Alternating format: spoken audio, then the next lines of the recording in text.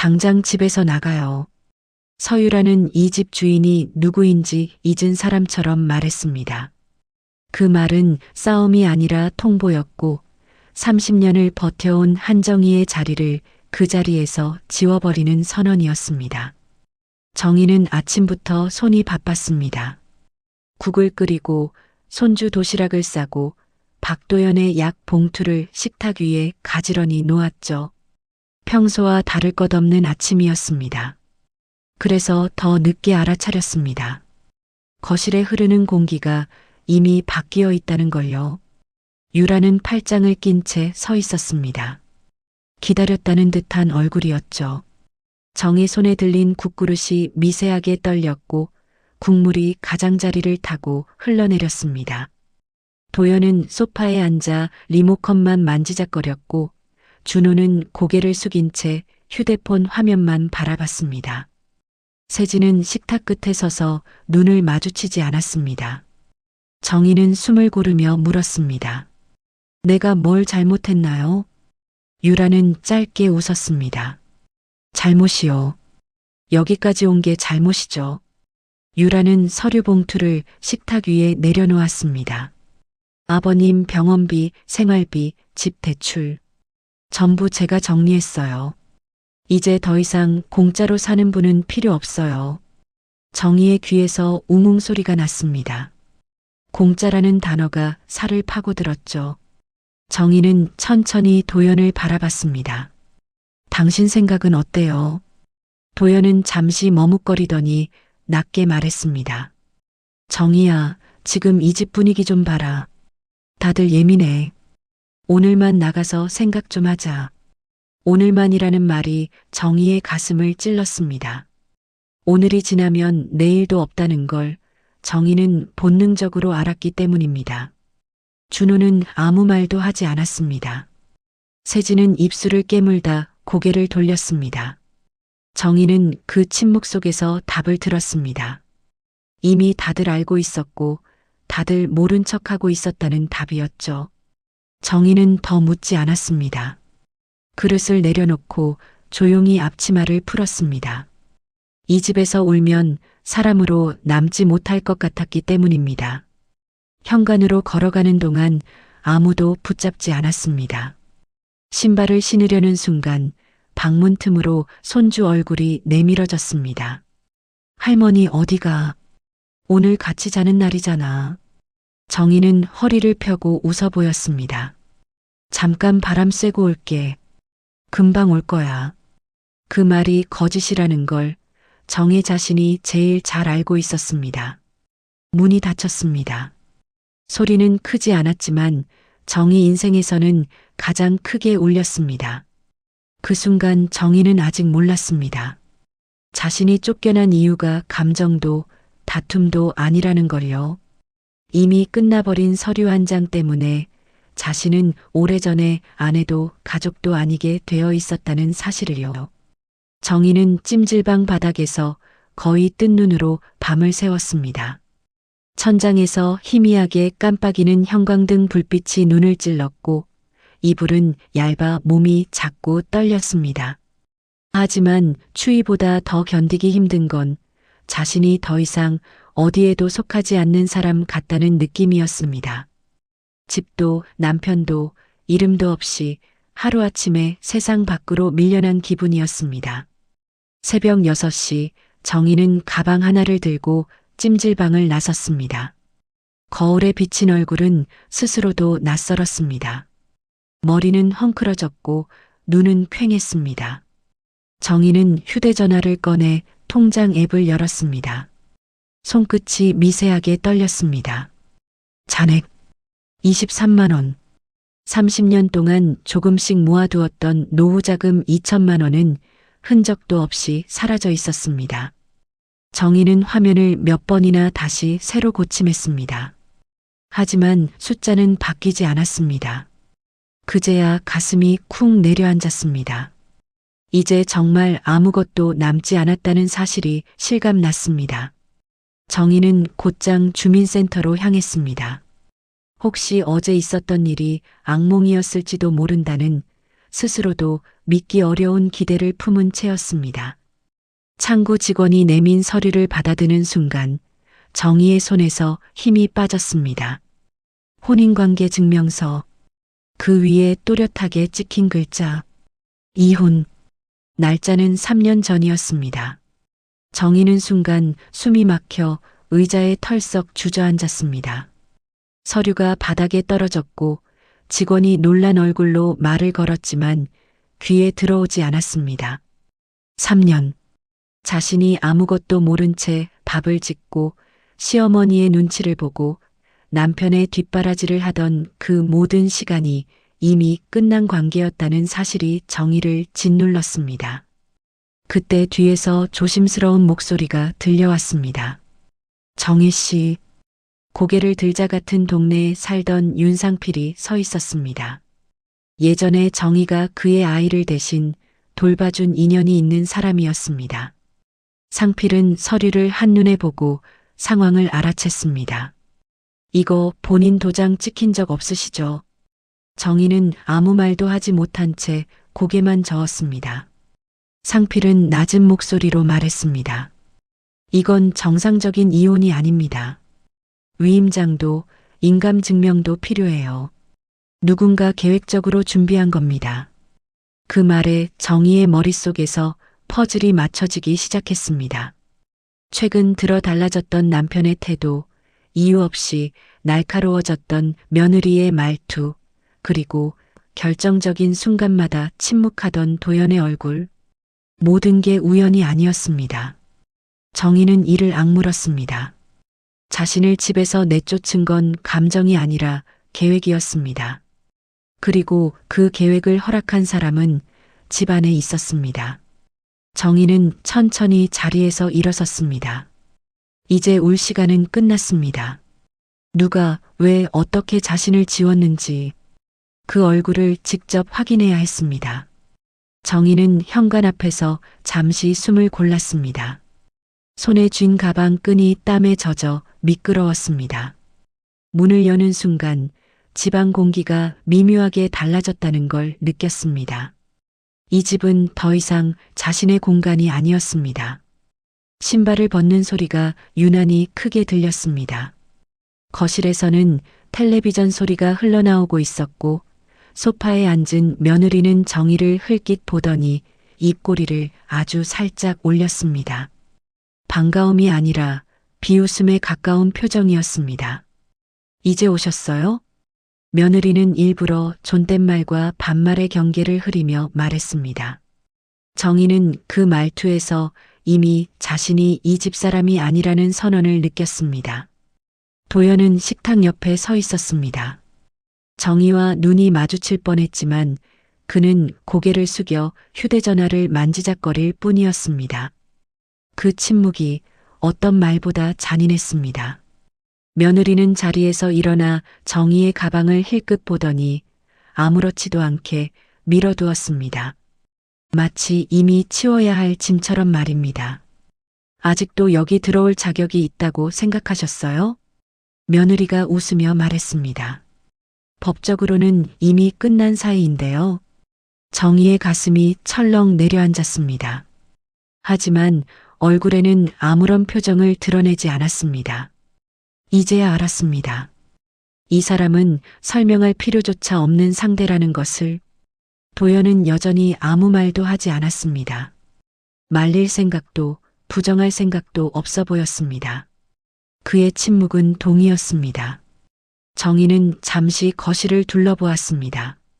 자신이 닦고 정리했던 가구들, 손때 묻은 식탁. 그 모든 것 위에서 자신만 지워져 있었습니다. 아직도 몰랐어요? 며느리가 한 발짝 다가오며 말했습니다. 그냥 참고 살다 나갈 줄 알았는데 생각보다 눈치가 없으시네요. 그제야 정희는 고개를 들었습니다. 그리고 처음으로 아주 조용히 입을 열었습니다. 그래요. 끝난 사이죠. 정희의 목소리는 놀라울 만큼 차분했습니다. 그 말에 며느리의 표정이 잠시 굳었습니다. 도연도 고개를 들었습니다. 정희는 이어 말했습니다. 그래서 묻는 거예요. 이혼 서류 누가 준비했는지. 순간 거실 공기가 얼어붙었습니다. 며느리는 눈을 가늘게 뜨며 웃음을 지었습니다. 뭘 새삼스럽게요. 이미 다 끝난 일인데. 정희는 그 웃음을 똑바로 바라보았습니다. 그리고 속으로 확신했습니다. 이 사람이다. 정희는 더 말하지 않았습니다. 아직은 아니었습니다. 지금은 분노를 터뜨릴 때가 아니라 증거를 모을 때였습니다. 하지만 한 가지는 분명해졌습니다. 자신을 내쫓은 건 감정이 아니라 의도였다는 것. 그리고 그 의도의 중심에는 이 며느리가 있었습니다. 정희는 종이 묶음을 받아들자마자 숨을 고르지 못했습니다. 페이지를 넘기려던 손이 첫 장에서 멈췄습니다. 자신의 이름, 주소, 생년월일, 익숙한 정보들이 또렷하게 인쇄되어 있었지만 이상하게도 낯설게 느껴졌습니다. 윤상필은 말이 없었습니다. 정희가 서류를 읽는 동안 그는 일부러 시선을 피했습니다. 정희의 손끝이 날짜에서 멈췄을 때 상필은 그제야 낮은 목소리로 말했습니다. 여기요. 이 날짜 기억나세요? 정희는 고개를 저었습니다. 그날은 분명 집에 있었고 병원에도 주민센터에도 간 적이 없었습니다. 그 사실이 머릿속에서 천천히 자리를 잡자 심장이 조금 빨리 뛰기 시작했습니다. 이상하죠. 상필이 조심스럽게 말을 이었습니다. 이혼 자체가 문제라기보다 이 절차가 설명이 안 됩니다. 정희는 종이를 다시 넘겼습니다. 도장 자국이 보였습니다. 자신의 인감과 닮았지만 어딘가 미세하게 어긋난 흔적이었습니다. 정희는 그 차이를 설명할 수 없었지만 본능적으로 알 수 있었습니다. 자신의 손에서 나온 게 아니라는 것을요. 확정은 아직이에요. 상필은 단정하지 않았습니다. 다만 확인해 볼 부분은 분명합니다. 정희는 고개를 끄덕였지만 마음 한편이 흔들렸습니다. 이걸 끝까지 파헤치면 돌아갈 곳이 없을지도 모른다는 생각이 들었습니다. 지금껏 버텨온 시간마저 부정당하는 기분이 들었기 때문입니다. 잠시 침묵이 흘렀습니다. 그 사이 정희는 결정을 내렸습니다. 말로 다짐하지 않았습니다. 대신 행동으로 옮겼습니다. 정희는 서류를 복사기에 올렸습니다. 복사 버튼을 누르는 소리가 유난히 크게 울렸습니다. 이어 휴대전화를 꺼내 통화 녹음 기능을 켰습니다. 그리고 상필을 바라보며 말했습니다. 인감, 어디에 보관됐는지부터 확인해 봐야겠어요. 상필은 천천히 고개를 끄덕였습니다. 이건 혼자서는 불가능한 일입니다. 누군가 도와준 사람이 반드시 있어요. 그 말에 정희는 눈을 감았다 떴습니다. 집안의 얼굴들이 스쳐 지나갔습니다. 침묵하던 도연, 웃고 있던 며느리, 모든 걸 알고 있었을지도 모를 시어머니. 서류보다 먼저 떠오른 건 사람들이었습니다. 정희는 마지막으로 서류를 가방에 넣었습니다. 이제 물러서지 않겠다는 선택이었습니다. 다음에 마주할 사람의 얼굴이 분명해졌기 때문입니다. 정희는 동네 병원 대기실 의자에 앉아 있었습니다.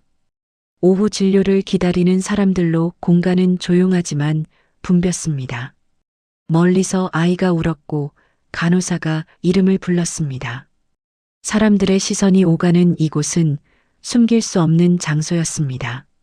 시어머니는 정희를 보자마자 걱정스러운 표정을 지었습니다. 어디 갔다 이제 와요? 얼굴이 말이 아니네. 그 목소리는 부드러웠고 말투는 익숙한 보호자의 그것이었습니다. 정희는 그 연기에 놀라지 않았습니다. 이미 마음의 준비를 끝냈기 때문입니다.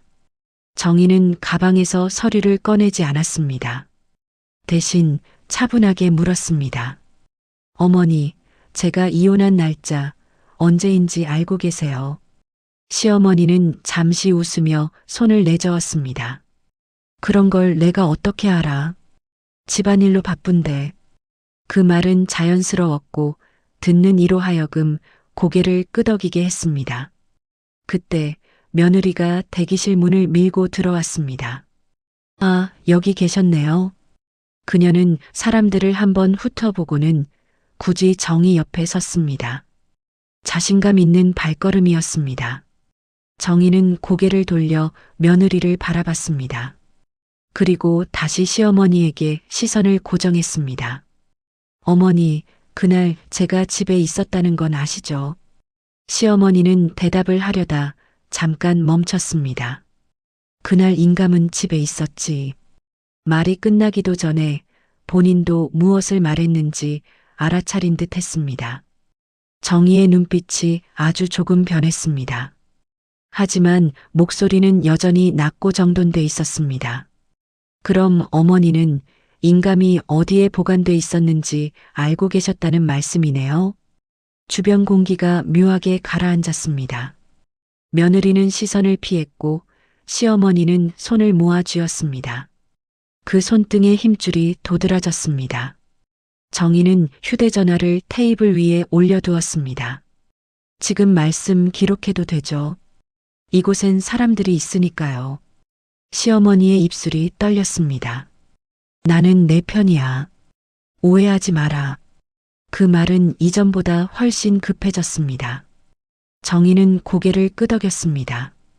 그래서 여기서 말씀드리는 거예요. 모두가 보는 자리에서요. 그 순간 며느리가 한 걸음 물러섰습니다. 표정의 여유가 사라졌고 눈동자가 흔들렸습니다. 정희는 그 변화를 놓치지 않았습니다. 대기실 방송이 다시 울렸고 이름이 불렸습니다. 사람들은 각자의 자리로 돌아갔지만 이 세 사람 사이의 공기는 이미 갈라져 있었습니다. 정희는 서류를 꺼내지 않았습니다. 오늘은 확인의 날이었고 다음은 증명의 날이기 때문입니다. 누가 무엇을 알고 있었는지 이제는 분명해졌습니다. 문이 열리는 소리가 먼저 들렸습니다. 정희는 인감 보관소 앞에서 잠시 멈췄다가 곧장 안으로 들어갔습니다. 망설임은 없었습니다. 이미 돌아갈 길은 지나왔기 때문입니다. 담당자는 정희의 신분증을 확인하고 서랍을 열었습니다. 그 순간 정희의 시선이 멈췄습니다. 인감이 놓여 있어야 할 자리에 얇은 봉투 하나가 비스듬히 끼워져 있었습니다. 봉투 겉면의 날짜가 눈에 들어오는데 숨이 잠깐 막혔습니다. 이 날짜요. 정희는 봉투를 가리켰습니다. 담당자는 봉투를 집어들다 말고 손을 멈췄습니다. 아, 그건. 말끝이 흐려졌고 시선이 책상 위로 떨어졌습니다. 정희는 아무 말도 하지 않았습니다. 그 침묵이 오히려 질문이었습니다. 담당자는 봉투를 조심스럽게 꺼내며 말했습니다. 이날 가족분이 오셔서 대신 보관 요청을 하셨습니다. 정확히 누구인지는 기록상으로는요.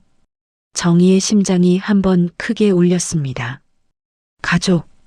그 단어 하나로 모든 퍼즐이 맞춰졌습니다. 윤상필이 옆에서 한마디만 보탰습니다. 대리보관이면 서명이 남아야 합니다. 담당자는 고개를 끄덕이며 서류 한 장을 내밀었습니다. 서명란이 있었습니다. 정희는 그 이름을 보는 순간 손끝에 힘이 들어갔습니다. 며느리의 이름이었습니다. 담당자의 얼굴이 굳어졌습니다. 말을 더하지 않아도 표정이 답을 대신하고 있었습니다. 정희는 그 반응을 놓치지 않았습니다. 이 한 장이면 충분했습니다. 정희는 휴대전화를 꺼내 사진을 찍었습니다. 플래시는 켜지지 않았지만 셔터 소리는 또렷했습니다. 그 소리가 되돌릴 수 없는 선을 넘는 소리처럼 들렸습니다. 윤상필이 조심스럽게 물었습니다. 이제 어떻게 하시겠습니까? 정희는 봉투와 서류를 가방에 넣었습니다. 얼굴에는 안도도 통쾌함도 없었습니다. 다만 결심만 남아 있었습니다. 이제 시작이에요. 정희는 낮게 말했습니다. 다음엔 모두가 있는 자리로 갈 겁니다. 밖으로 나오자 햇빛이 눈부셨습니다. 정희는 잠시 눈을 감았다가 떴습니다. 이 증거를 꺼내는 순간 누군가는 더 이상 숨을 수 없을 것입니다. 그 사실을 알고도 정희는 발걸음을 멈추지 않았습니다. 변호사 사무실의 회의실은 조용했습니다. 벽식의 초침 소리만 또렷이 들렸습니다. 정희는 테이블 끝자리에 앉아 있었고 시어머니와 며느리, 도연은 맞은편에 나란히 앉아 있었습니다. 이 자리는 더 이상 가족 모임이 아니었습니다. 누군가는 여기서 숨겨온 것을 내려놓아야 하는 자리였습니다. 물컵이 테이블에 내려놓이는 소리가 났습니다. 누군가가 기침을 했고 다시 침묵이 흘렀습니다. 정희는 아무 말도 하지 않았습니다. 서류 봉투를 가방에서 꺼내 테이블 위에 조용히 올려놓았습니다. 봉투가 바닥에 닿는 소리가 유난히 크게 들렸습니다. 정희는 설명하지 않았습니다. 봉투를 열지도 않았습니다. 그저 그 자리에 두었습니다. 며느리의 시선이 먼저 흔들렸습니다. 그녀는 봉투에서 눈을 떼지 못한 채 웃으려 했지만 입꼬리가 뜻대로 올라가지 않았습니다. 이게 뭐예요? 말끝이 날카로워졌습니다. 시어머니는 아무 말도 하지 않았습니다. 봉투를 한번 보고 곧바로 시선을 피했습니다. 손에 쥔 손수건이 구겨졌습니다. 정희는 그제야 고개를 들었습니다. 그리고 도연을 바라보았습니다. 당신도 알고 있었죠. 정희의 목소리는 낮았지만 분명했습니다. 도연은 대답하지 못했습니다. 눈동자가 흔들렸고 턱이 굳었습니다. 그 침묵이 선택이었습니다. 정희는 휴대전화를 꺼내 테이블 위에 놓았습니다. 화면에는 사진 한 장이 떠 있었습니다.